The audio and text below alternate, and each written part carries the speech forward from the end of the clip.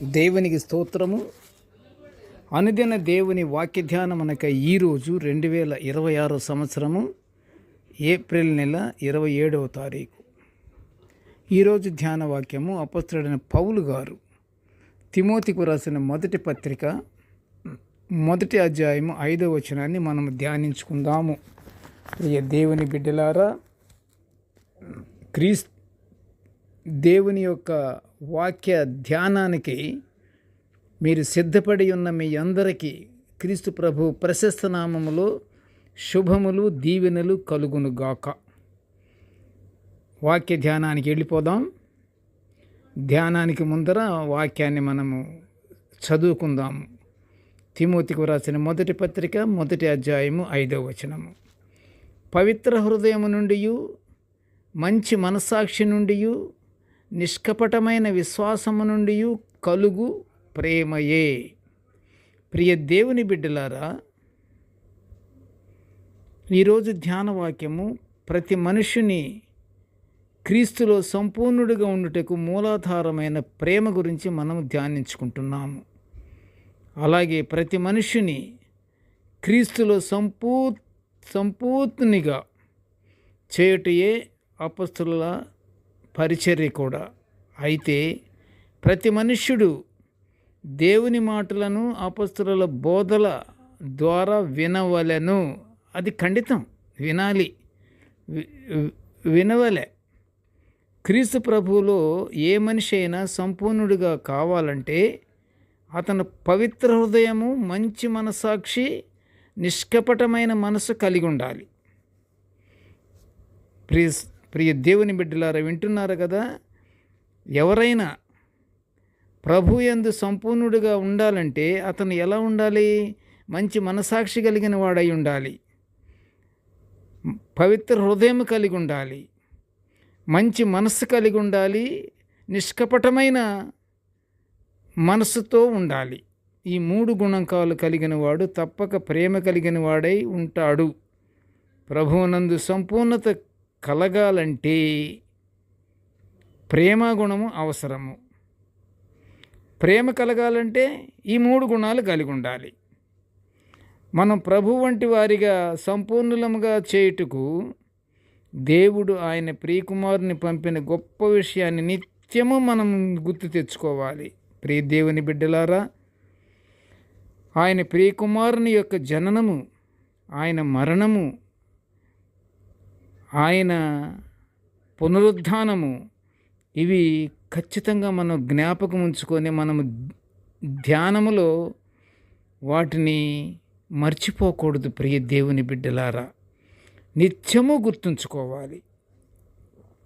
ఈ విషయాల నుండి మనిషిని వ్యర్థమైన పాపపు క్రియల వైపు తిప్పాలని అపవాది ప్రయత్నిస్తుంటాడు. కానీ మనము అపవాది యొక్క ప్రయత్నంలో పడకూడదు అన్నప్పుడు ఎలా ఉండాలి? మనము ప్రేమ కలిగి ఉండాలి, నిష్కపటమైన మనసు కలిగి ఉండాలి, పవిత్ర హృదయం కలిగి ఉండాలి, మంచి మనసాక్షి కలిగి ఉండాలి. అదే మాట అపొస్తలుడైన పౌలు గారు కొరింథీయులకు రాసిన 2వ పత్రిక 13వ అధ్యాయము 3లో వ్రాయబడి ఉన్నది. ఏమని? మనల్ని మంచి విషయాల నుండి అపవాది పాపపు క్రియల వైపు తిప్పుతాడని వ్రాయబడి ఉన్నది. అది మనం జాగ్రత్తగా మనము చదువుకోవాలి, అవసరమైతే వినాలి, విన్నదాన్ని పాటించాలి. అలాంటప్పుడు సాతాను దుష్ట మనస్సు మీద మనము వెళ్ళకుండా, ఆ దుష్ట మనస్సు అనేది మన మీద పడకుండా ఉండాలంటే ఎల్లప్పుడూ దేవుని మాటలను ధ్యానించుకుంటూ ఉండాలి. ఎందుకంటే గ్యాప్ ఉండకూడదు, ఖాళీ దొరకకూడదు. అపవాదికి ఖాళీ అనేది దొరకకూడదు. నిత్యము ఎప్పుడు దేవుని మాటలను మనం ధ్యానించుకుంటూ ఉండాలి. పని చేస్తున్నా, కూర్చున్నా, ఆలోచిస్తున్నా, ఏమి చేసినా సరే మనము దేవుని మాటలనే మనం ధ్యానించుకుంటూ ఉండాలి. అప్పుడు అపవాదికి చోటు ఉండదు, అవకాశం ఉండదు. అందుకే అపొస్తలుడైన పౌలు గారు, నేను దేవుని యందును మనుషుల ఎడలను నా మనసాక్షి నిర్దోషమైనదిగా ఉండటానికి అభ్యాసం చేసుకుంటున్నాను అనే మాట అపొస్తలుల కార్యము 24 అధ్యాయం 16లో వ్రాయబడి ఉంది. చదవండి ప్రియ దేవుని బిడ్డలారా, మనము దేవుని యందు నిర్దోషముగా ఉండుటకు మరియు మన మనసాక్షి ఎల్లప్పుడూ నిర్మలముగా ఉండటానికి మనము పౌలులాగే దేవుని వాక్యమందు అభ్యాసము చేసుకుంటూ ఉండి సాతాను క్రియలను త్రిప్పి కొడుతూ నిత్యము ఎడతెగక ప్రార్థన యందు పట్టుదల కలిగి ప్రార్థించుకుంటూ మనము దేవుని నుండి పరలోక ఆశీర్వాదాలు పొందుకుందాము. ప్రార్థన చేసుకుందాము. ప్రేమగల తండ్రి, కృపగల నాయన, నీకు స్తోత్రములు. ప్రభా, నీ దివ్యమైన వాక్యాలను మేము నిత్యము ఇలా ధ్యానించుకుంటున్న ఈ గొప్ప భాగ్యాన్ని మాకు అనుగ్రహించేవయ్యా. నీకు స్తోత్రములు నాయన.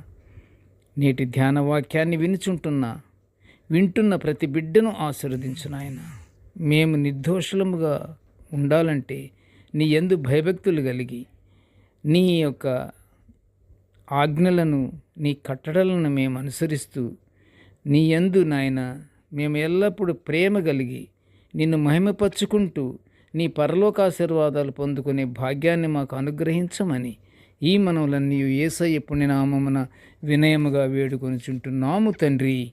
ఆమెన్. దేవుడు మనలందరినీ బహుగా దీవించుగాక. ఆమెన్.